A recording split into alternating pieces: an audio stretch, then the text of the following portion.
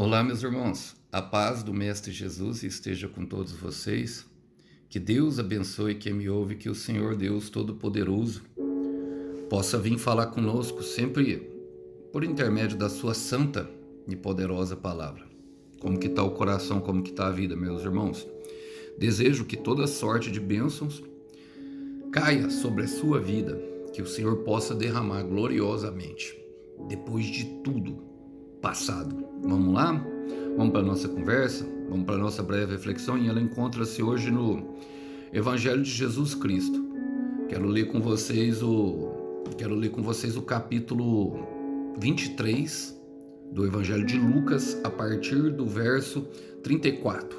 A palavra do Senhor Deus diz o seguinte: Jesus disse: Pai, perdoa-lhes, pois não sabem o que fazem. E os soldados tiraram sortes para dividir entre si as roupas de Jesus. A multidão observava e os líderes zombavam. Salvou os outros, salve-se a si mesmo, se é o Cristo, o escolhido de Deus, diziam. Os soldados também zombavam dele, oferecendo-lhe vinagre para beber. Diziam: se você é o rei dos judeus, salve-se a si mesmo. Uma tabuleta presa acima dele dizia: este é o rei dos judeus.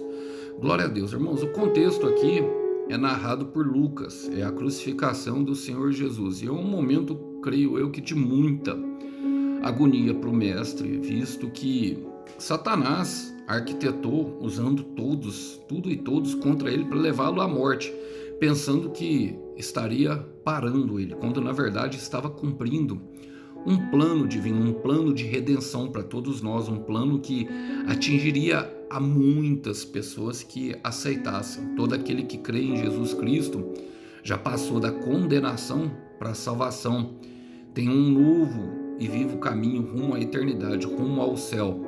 E tudo isso estava sendo concretizado nesse momento. E eu quero trazer esses versículos, porque aqui temos algumas personagens importantes e que trazem bastante aprendizado e bastante ensino para nós do nosso dia a dia. Vamos lá? Diz assim, aqui é Jesus, irmão. Ele fala 7 frases, e essas 7 frases são extremamente cirúrgicas naquilo que revela a vontade do Pai, a vontade de aquilo que é a entrega do Senhor Jesus e aquilo que deve ser a nossa entrega diante as dificuldades da vida. Ele fala, Jesus disse: Pai, perdoa-lhes, pois não sabem o que fazem. O perdão, irmão, ele se faz totalmente pertinente e necessário. Eu gosto de um evangelista americano que ele fala que não pode existir um advogado e esse advogado não amar os seus clientes. Pode existir um geógrafo e o geógrafo não amar a terra que está examinando. Pode existir até mesmo um médico que não ama os seus pacientes, mas jamais pode existir um cristão que não ama o seu próximo. E o amor, ele vem da doação, do perdão, de perdoar. Nós vamos ter que andar em perdão. Muitas vezes nós ofendemos e também somos ofendidos. A oração do Pai Nosso fala: Pai, perdoa as nossas ofensas como nós temos perdoados a quem nos tem ofendido. E isso é um princípio contido nas Escrituras. Mas eu quero me apegar, porque o Senhor Jesus fala assim, pois eles não sabem o que fazem. Pois eles não sabem. Ele estava sendo arquitetado por Satanás, estava sendo induzido. A escolha é deles, irmãos. A escolha é deles. Agora Jesus estava se colocando numa condição de amor supremo, de doação, de entrega total.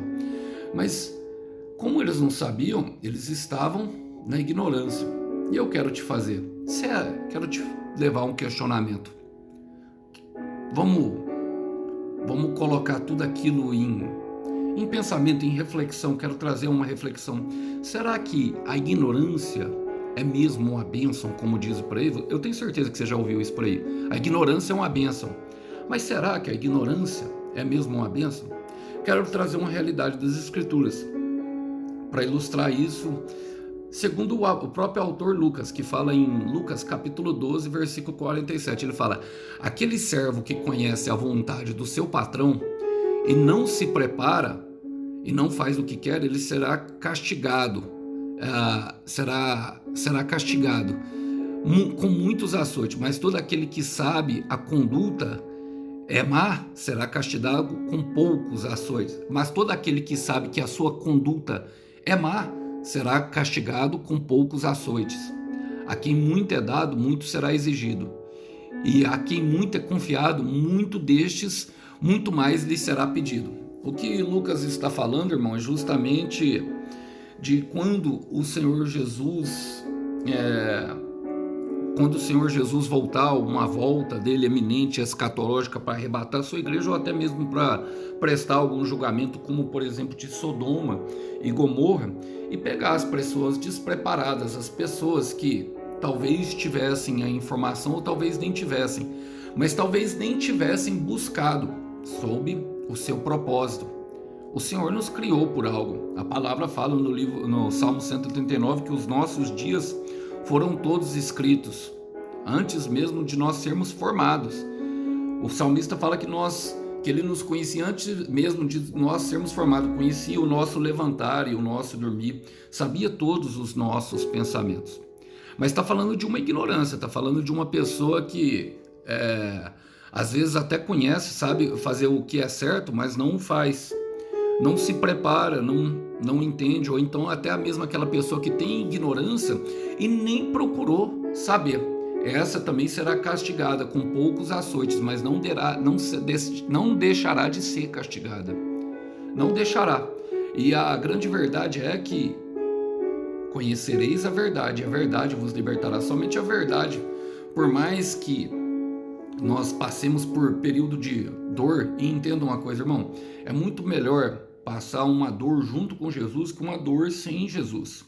Uma dor com Deus e uma dor sem Deus. A dor em Deus, ela tem propósito. Um sofrimento por Jesus, ele tem propósito e ele é recompensado devidamente pelo Pai. Então não fiquemos na ignorância. Esse é o aviso que eu creio que o Senhor quer trazer aqui para nós. E a palavra fala: e os soldados tiraram sortes para dividir entre si as roupas de Jesus. Irmão, olha, irmãos, eles começaram, essa túnica de Jesus era uma túnica sem costura, portanto muito cara que ele vestia. E eles tiraram, as outras partes eles dividiram iguais, mas essa parte aqui eles tiraram sortes para saber com quem ia ficar. O que ele estava fazendo? Os inimigos, os guerrilheiros, todos os soldados, eles dividiam os despojos da guerra como uma forma de comemorar, sabe? Como comemorar uma recompensa pela vitória. Então o inimigo, meu irmão, ele comemorará vitória sem saber quem realmente venceu. Eu quero repetir, o inimigo ele comemorará e gritará a vitória dele na tua frente, meu irmão. Ele gritará a vitória dele na tua frente. Ele zombará às vezes, dividindo algo que é seu. Só que tudo que é seu, é seu. Eu quero falar, Deus sabe que é seu. E Romanos 8, versículo 31, a palavra fala no versículo 31, e quem poderá intentar contra os escolhidos de Deus? Porque se Deus é por nós, quem será contra nós? E no versículo 37 fala, diante de todas essas coisas nós somos mais do que vencedores. Olha, Deus sabe, meu irmão, o seu cansaço, Ele sabe que você tem enfrentado guerras silenciosas e injustiças em silêncio, a fim de agradá-lo, para não negar a semente que foi plantada dentro do teu coração. Deus sabe que às vezes nós fazemos algo, muitas vezes em oculto, atitudes dignas em oculto para honrá-lo. Continue, porque Deus é fiel, e Ele é fiel para cumprir o que te prometeu, mesmo que o momento seja de dor. Não se curva à dor. Coloque a tua dor diante do altar de Deus com um propósito, para nos refinar a sermos pessoas melhores e também para que Deus possa usá-la, para o seu bom propósito. Continue. Olha, no versículo 35 fala, a multidão observava e os líderes zombavam. Os líderes zombavam, irmão. Salvou os outros, salva-se a si mesmo, se é o Cristo, o escolhido de Deus. Não conheciam, não sabiam quem ele era. Agora eu gosto da expressão de Lucas, porque Lucas coloca eles como líderes e que as pessoas observavam, tanto eles como Jesus. A multidão, e dentro daquela multidão ali estavam os paralíticos, que Jesus curou, estavam cegos, poderiam estar. A palavra não fala, mas poderiam estar. Agora, eu gosto dessa parte porque, irmão, porque algumas pessoas querem guiar as outras pessoas, mas não conseguem guiar a si mesmo, não é verdade? São líderes, mas nem sabem o que estão fazendo. Não tinham noção da verdade. Não tinham noção, irmão. Mateus capítulo 15, versículo 14, fala que se um cego guiar outro cego, ambos cairão no abismo. E aqui eu quero chamar outra reflexão. Quem tem sido as tuas influências? Quais são os pensamentos que têm dirigido? De onde eles tiveram origem? É, na verdade, inquestionável de Deus? Ou, na verdade, de outras pessoas, de outros líderes que não sabem guiar nem a si mesmo? Nós devemos parar e perguntar, porque muitas vezes quando nos deixamos liderar por pessoas, e aqui eu não estou dizendo para não se submeter, irmão, submeter é diferente de subordinar. Olha, jamais devemos desrespeitar as leis e uma autoridade, toda autoridade ela é constituída por Deus, jamais, mas não devemos agir como elas, não devemos. É melhor se afastar. Olha, a palavra continua falando. E perceba que isso tudo é uma arquitetação de Satanás, irmão. Nosso inimigo verdadeiro é Satanás, que influencia as pessoas. A nossa luta não é contra a carne e o sangue. É por isso que nós não devemos justamente revidar, devemos fazer igual Jesus. Jesus ficou em silêncio, irmão. Ao soberbo, ao arrogante, silêncio. Olha, os soldados também zombavam dele e ofereceram vinagre para beber. O que era o vinagre, irmão? O vinagre era uma bebida forte.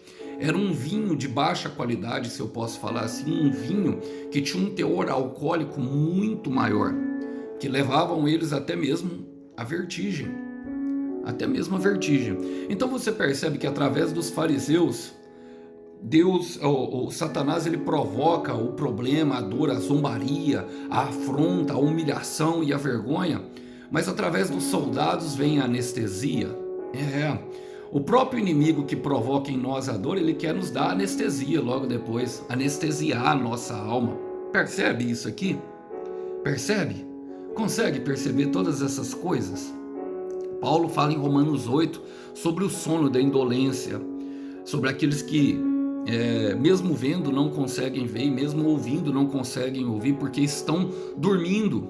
O sono da indolência fala do sono, indolência é não sentir dor, indolor, e fala do sono do pecado. E esse vinagre, ele tem justamente essa tipologia.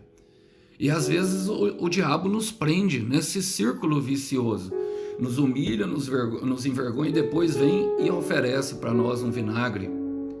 Vem e oferece para nós, mas nós devemos tomar bastante cuidado com isso. Eu quero chamar a atenção as palavras do profeta messiânico, o profeta Isaías, que no seu livro, no capítulo 29, no versículo 8, ele traz a seguinte declaração: como um homem com muita fome sonha que está comendo, mas acorda ainda com o estômago vazio.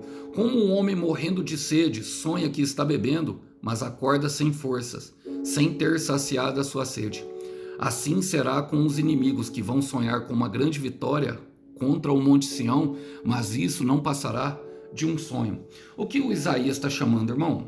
Justamente as pessoas a caírem na real, a confrontarem a sua realidade sem anestesia, sem anestesiar a sua alma com o pecado, resolver o problema. Eu percebo que muitas pessoas, irmãos, e eu vou falar uma verdade que talvez possa trazer um confronto para a tua alma, mas que ela venha trazer cura.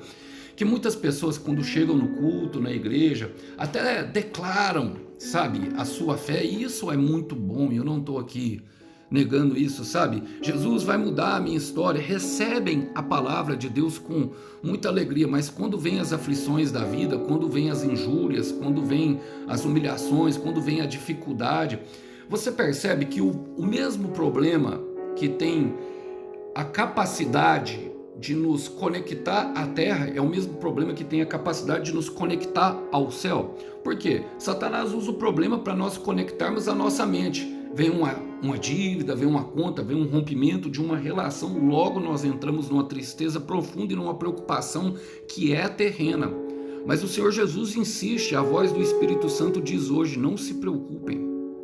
Não se preocupem, mas enfrentem a realidade. Não seja como os que sonham, como um homem com muita fome vai dormir, sonha que comeu, mas acorda com fome.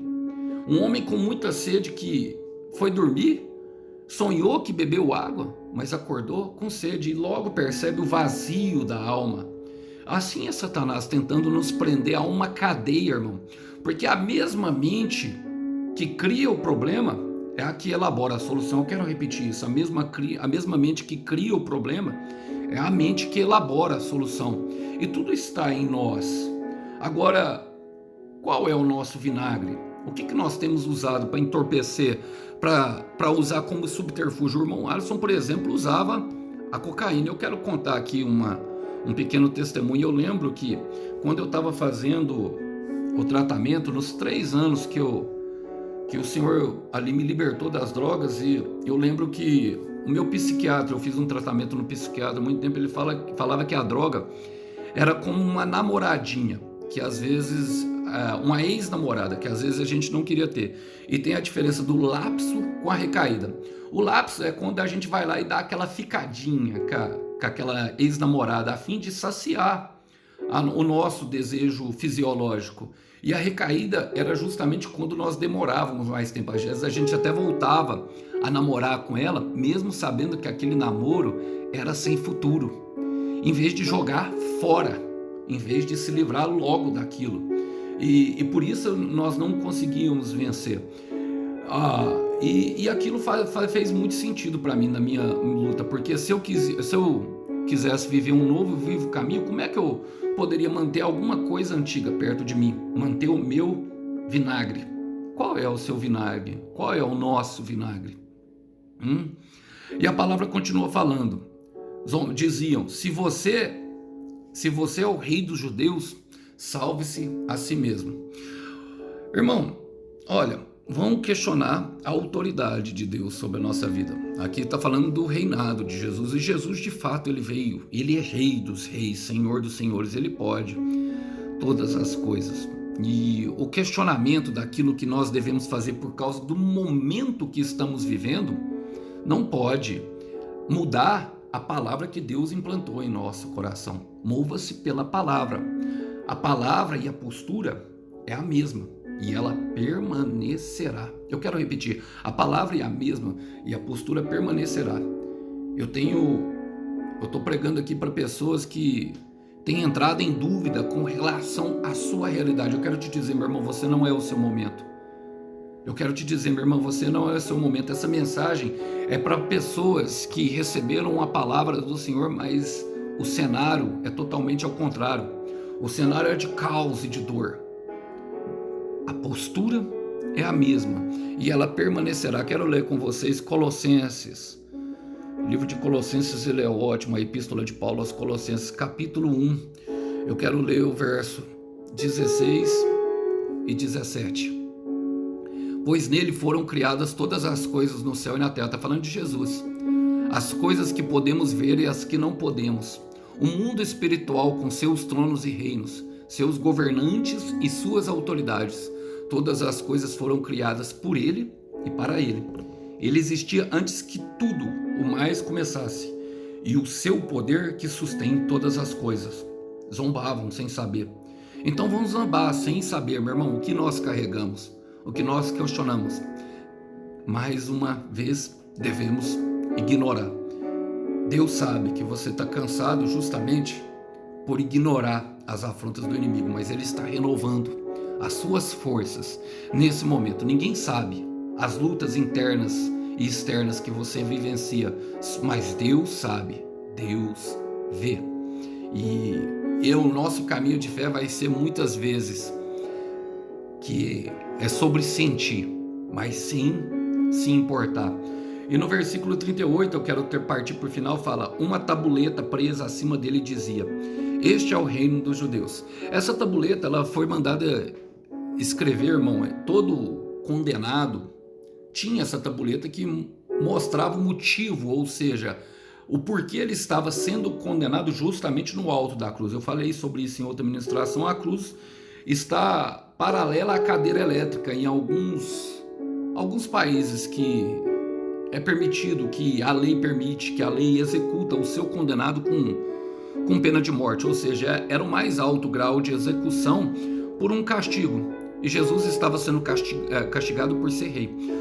Os fariseus, eles tentaram impedir, mas Pilatos escreveu, se eu não me engano, em grego, para que todas as pessoas que tivessem lá de diferentes nacionalidades pudessem entender o porquê ele estava sendo condenado. Estava sendo condenado pela sua inocência. Às vezes vão nos condenar por sermos bons. Às vezes vão nos condenar por fazer a coisa certa. Às vezes vão nos condenar por agir em justiça. Olha, Salmo 65, quero ler com vocês. Versículo 11 e 12. A palavra do Senhor Deus diz: o Senhor mostra toda a sua bondade, dando ótimas colheitas por onde ele passa a fartura. Os pastos dos desertos ficarão verdes e os montes se cobrem de flores coloridas. E aqui eu quero colocar diante de você, meu irmão, sabe, já imagine a sua rosa crescendo no seu jardim quando estiver passando por toda a dor, quando estiver sendo condenado, quando estiver sendo injustiçado, porque todos os escolhidos de Deus invariavelmente passaram por momentos assim, e às vezes vão nos tratar com injustiça, às vezes vão nos tratar sem saber a real motivação. E aquilo ali serviu de Pilatos uma vingança, justamente porque uma vingança contra os fariseus, contra os líderes judeus. Então deixe que Deus se vingue. Romanos 12, 19 fala: a minha vingança pertence ao Senhor, somente permaneça em silêncio. E todos, de fato, no final, saberão o que realmente aconteceu. E no final, o Senhor usa para a sua glória. E ao terceiro dia, ele ressuscitou. Romanos 8, versículo 32. Não se importe, entregue como oferta ao Senhor, porque Romanos 8,32 diz: se ele mesmo não poupou o seu filho por nós, que éramos pecadores, antes não nos dará todas as outras coisas. Ele se importa com você, meu irmão. Ele se importa com você, minha irmã, e sabe o que você tem passado por amor a ele. Então continua a caminhada, porque nessa caminhada, mesmo que plantando em lágrimas, a colheita será de alegria, inevitavelmente. Que Deus abençoe vocês. Quero deixar essa mensagem com vocês para breve reflexão. Até uma próxima mensagem. Tchau, tchau.